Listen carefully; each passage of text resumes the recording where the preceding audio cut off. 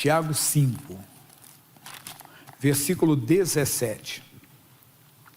Tiago 5, 17.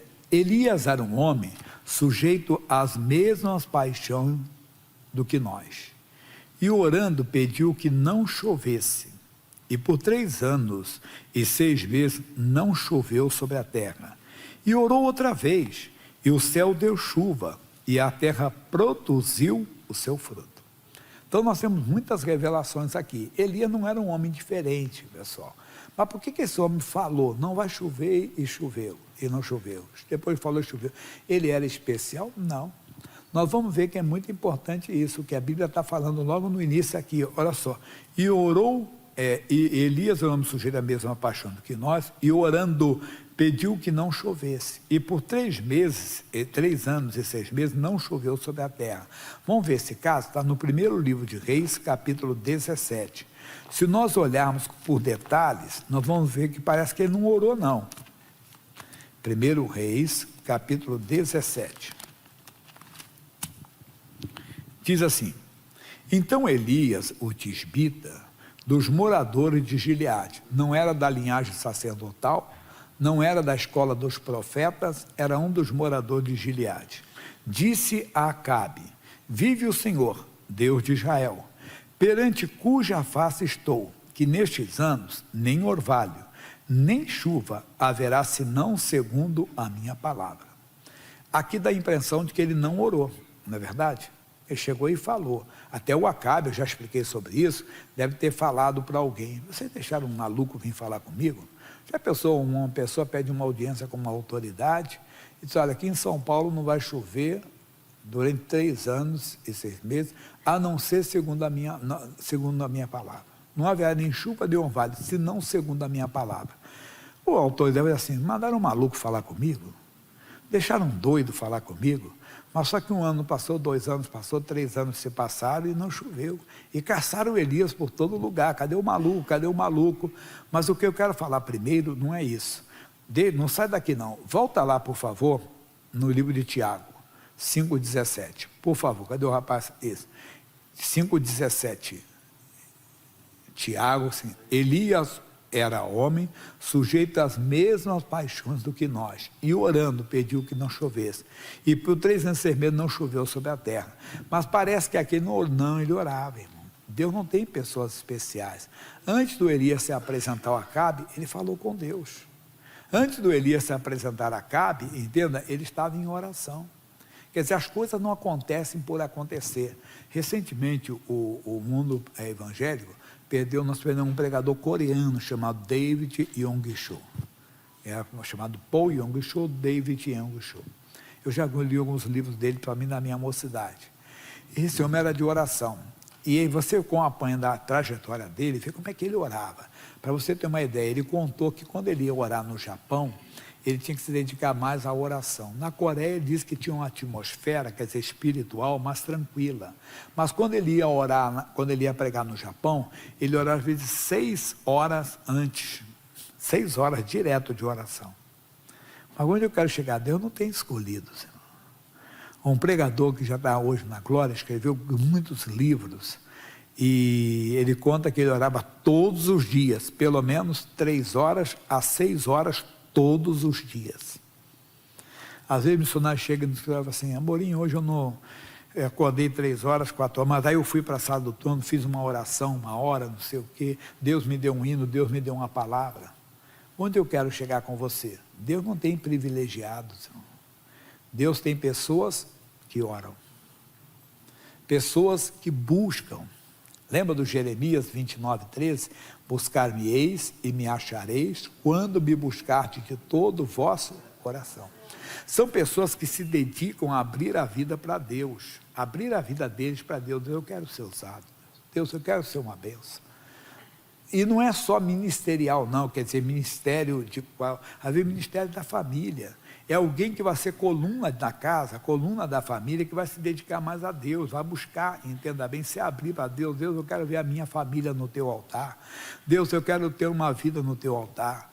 Deus, ao olhar por uma pessoa, não quero encontrar malícia nenhuma em mim, não quero encontrar maldade nenhuma em mim. Você se examinar. que você olha e sabe que não tem mal no seu olhar, você é um homem de Deus, você é uma mulher de Deus.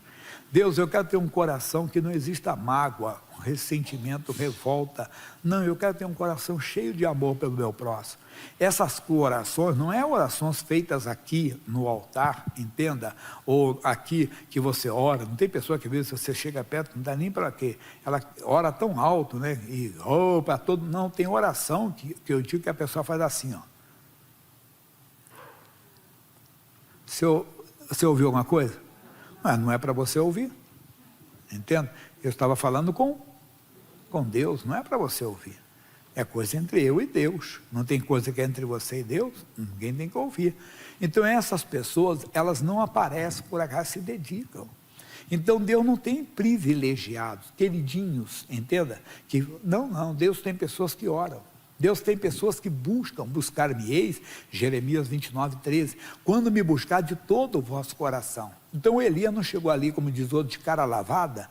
Ó, seu Acabe, fica senhor sabendo que durante 3 anos, aqui não haverá mais chuva nem orvalho, senão segundo a minha palavra. Não, ele orou, irmão. Ele buscou a Deus, ele pediu direção para estar diante daquela autoridade. Acabe era o rei.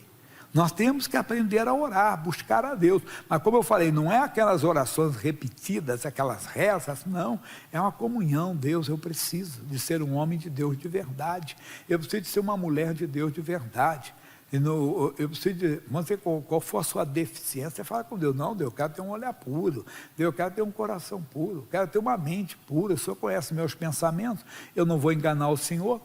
Quer dizer, se eu ficar com ilusões aqui, com fantasias, com desejos imorais, imundos, estou brincando com Deus. Deus conhece os pensamentos, irmão. Você está brincando com Deus, como é que você vai se apresentar a Deus depois?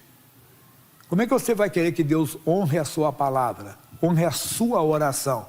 Ele diz, eu honro aos que me honram. Você tem que honrar Deus. Não, Deus, eu não quero, eu quero ter uma mente pura, Deus. Aí então, essas coisas, Deus, eu quero orar e ser atendido, eu quero ver a tua glória, eu quero mostrar o teu poder. Nós precisamos de homens e mulheres, jovens e moças que se ofereçam para Deus, que busquem, porque senão vão ficar dependendo de um grupinho só. Não, quanto mais multiplicar, a Bíblia diz, crescer e multiplicar e frutificar. Isso não deve ser privilégio de meia dúzia, não, isso é de todo crente, de todo cristão, de todo evangélico, de todo homem de Deus, mulher de Deus. Mas será que nós estamos despertando isso em vocês? Ou será que estamos apenas trazendo o povo que quer bênção de Deus, que deve querer, eu que também vim assim. Mas nós temos que ensinar vocês a quererem mais de Deus, a se envolverem mais com Deus, a ter uma vida realmente com Deus. Aí, meu irmãozinho, você vai ganhar uma intrepidez, uma ousadia para expulsar demônios. Deus vai colocar a pessoa endemoniada perto de você, que você só vai olhar e o demônio vai sair da pessoa. Porque você vai andar com Deus. Talvez você não está conseguindo prevalecer dentro de casa. Pastor Jaime, eu não tenho paz na minha casa, todo dia tem uma briga na minha casa, todo dia tem uma discussão. Não é só você não, muita gente está assim. Eu não tenho paz, é comigo, porque de vez em quando tem cada loucura na minha mente que me tira a paz. De vez em quando tem cada perturbação, que se alguém pudesse ler a minha mente, já que eu estava doido. Você não, todo mundo aqui, irmão. As perturbações vêm, mas tem gente que está em comunhão com Deus, não perde a paz. Pois eu vou falar assim, ó, os pregadores pentecostais fazem muito isso na libertação, às vezes. Nosso só demônio se sente tão na presença de Deus, que ele não ora muito, ele fala assim, ó. E você vai fazer a mesma coisa, o demônio mesmo, cai fora. Mas não é natural, cai fora aqui não, sou de Jesus. Mas já, meu Deus, eu não quero isso. Você não deve querer isso, como também não deve querer aquelas outras coisas, que às vezes aparecem também. E às vezes elas vêm até primeiro. Eu costumo dizer que é como a isca, é o camarãozinho, entenda bem, que veio na pontinha do anzol, você não vê que está no anzol. Entenda bem, quando você for pegar o camarão, você vai ficar preso ali. Porque camarão é isca para algum tipo de peixe, só para você entender o que eu falei. Pode ser a minhoca, né? Pode ser o pãozinho, né? Aqui na Praça da República, parece nada não, mas na Praça da República tem muito peixe. Chegou ali, ver? Passa um pouquinho de pãozinho na mão e joga ali. Eu levo meu netinho, aí tem as capas, ela vem tudo aqui assim. Tudo bem, que eu não quis, só quis mostrar para ele que tem peixe ali.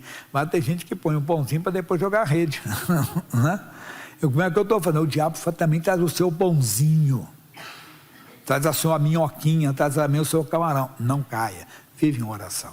Então Elias era um homem sujeito às mesmas paixões do que nós, mas também tem lutas. Aí no capítulo 18, versículo 41, primeiro ele, só um resumo, ele se apresentou ao Acabe, e o Acabe, olha, o perturbador de Israel, não, você e a sua casa, com a sua idolatria, com a feitiçaria de vocês. Aí ele fez o desafio aos profetas de Baal, e nós conhecemos a história. Vocês clamem a Baal por fogo, eu vou clamar ao Senhor. Quem responder com fogo é o Deus verdadeiro. E a Bíblia nos mostra que a resposta foi do Senhor.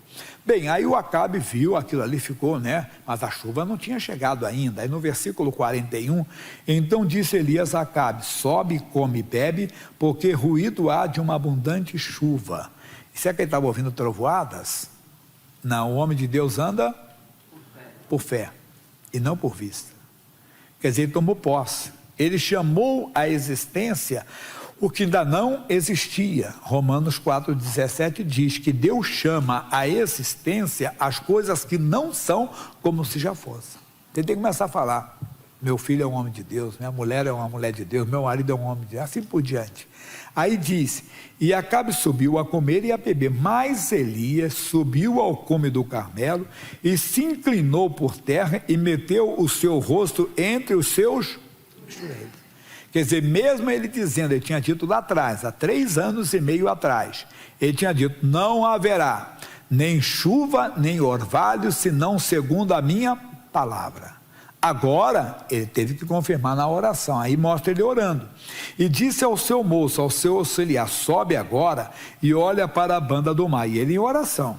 E subiu, olhou e disse, não há nada. Ele disse, rapaz, fracassei, hein? Falei por Acabe que há ruído de abundante chuva e nada. Não, quem ora não fracassa, irmão. Aqueles que buscam ao Senhor de nada, tem falta. Davi falou isso no Salmo 34:10. Olha que coisa bonita. Ele mesmo assim, diante de uma circunstância adversa, profeta, se fosse hoje ia dizer céu de brigadeiro. Céu azul, azul, azul. Então diz assim, então diz, torna lá 7 vezes. O rapaz deve ter ficado, puxa, foi uma vez, 2, esse profeta está me enrolando? Não conseguiu o propósito dele, está me enrolando, não. Vai lá. E sucedeu que a 7ª vez disse, eis uma pequena nuvem como a mão de um homem. Puxa, você está esperando uma chuva, olha para o céu azul, azul, azul, você olha lá para o lado lá de São Bernardo, aquele lugar do coisa, tem uma nuvenzinha chegando, uma nuvenzinha pequena, não. Foi o bastante, foi um sinal de Deus. Então disse ele, sobe e diz a Acabe, aparelha o teu carro e desce para que a chuva não te apanhe. Meu irmãozinho, uma nuvenzinha na mão de Deus é uma tempestade. Quer dizer, um primeiro sinal já crê que Deus está agindo. Não é por acaso que Deus lhe dá um sinal. Quando Sansão perdeu as forças, que o cabelo dele foi cortado, o cabelo dele voltou a crescer. É o sinal. Deus não retira nunca a misericórdia da pessoa. Você pode ter errado, pode ter feito coisa, para que os céus se fecharam para você. Se você buscar, Deus vai começar a mostrar a nuvem dele para você. É um sinal de que ele tá olhando para você. Você pode ter ido longe demais, você pode ter vacilado, você pode ter pisado na bola, linguagem moderna aí, entenda bem. Mas Deus continua amor, Ele não pode negar a Ele mesmo, Ele é fiel, entenda bem, Ele é amor, Ele é misericordioso. Nós não, nos fechamos com uma pessoa e nem queremos ver saber, não é verdade? Ó, o fulano está aí, rapaz, não quer saber desse cara não. Mas não, eu já perdoei, mas ele lá, é assim que o homem faz, que nós, vamos generalizar, nós costumamos fazer, Deus não. Deus sempre vai mostrar a nuvem da sua glória. Era uma pequena nuvem, mas era um sinal de que Deus estava tendo misericórdia de Israel. Depois de 3 anos e meio de chuva, sem chuva, talvez você está algum tempo sem chuva também na sua vida. Algum tempo você não está vendo Deus, algum tempo você não está vendo o agir de Deus, algum tempo você não está sentindo Deus. Algum tempo, os pentecostais antigos diziam assim, pastor, você está enferrujado, não fala mais em línguas estranhas. Deus vai trazer a nuvem de volta. A nuvem da glória de Deus vai aparecer. E diz aí para nós assim, e sucedeu que, entretanto, os céus se enegreceram com nuvens e vento, e veio uma grande chuva, e Acabe subiu ao carro e foi a Jezreel. E a mão do Senhor estava sobre Elias, o qual cingiu os lombos, e veio correndo perante Acabe até a entrada de Jezreel. Que quer dizer, uma coisa sobrenatural. Como é que ele vai correr mais do que os cavalos? Com o poder de Deus você faz. Mas o Elias, de tantas vitórias, de tantas conquistas, depois também vai ter um momento que quando ele sai, a Jezabel, a mulher do Acabe, que era a rainha, que era a chefe da idolatria lá, né? É aquela mulher que mandava em tudo, até no marido mesmo, quando soube, entenda bem, disse o quê? Olha, me faça os deuses outro tanto igual, se até a tal hora eu não vou colocar a cabeça, não vou fazer o que ele fez com os profetas de Baal, que eles foram mortos, os profetas de Baal. Irmão, é coisa muito séria. O Elias, com medo, você foi embora para o deserto. Deus teve que ir atrás deles. E Elias mandou um anjo lá com pão e água, mas é assunto para outro dia. Só para você entender que o Elias também tinha os seus altos e baixos. Aquele homem, entenda bem, de tantas virtudes, aquele homem de tanta capacidade, tanta comunhão com Deus, também sentiu medo. Então calma, aí talvez você tenha que receber um pouco mais de Deus, mais um pouco de pão, mais um pouco de água, para voltar a ter confiança em Deus. E ele voltou, e com a força daquela comida, ele comeu, está no capítulo 19, 40 dias ele caminhou sem parar. Sabe o que é isso? 40 dias, 40 noites, foi até o monte de Deus. Essa é a mensagem inicial. Agora, o que nós temos que fazer? Olhar para a palavra de Deus e ver. Davi, no Salmo 27, no versículo 4, olha o que ele diz para nós. Esse você conhece mais. Salmo 27, 4.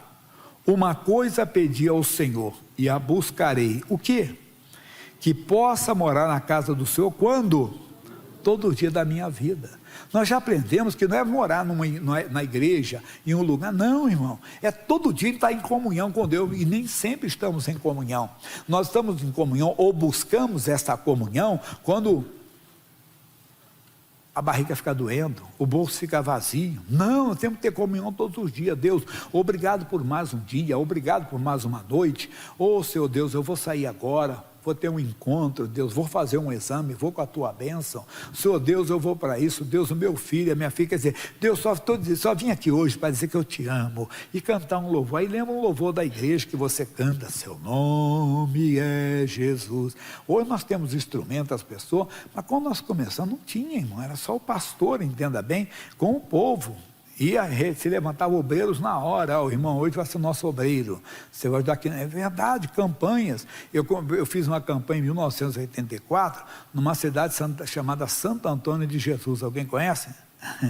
Na Bahia. Você ia no plano inclinado ali na cidade baixa, na coisa, e pegava o ferry boat, que é um barco, né? Um naviozinho, um barco, e a gente fazia também carro, ia uma opção de coisa, e passava lá para o outro lado, para Santo Antônio de Jesus, senão tinha que ir por terra, dar a volta.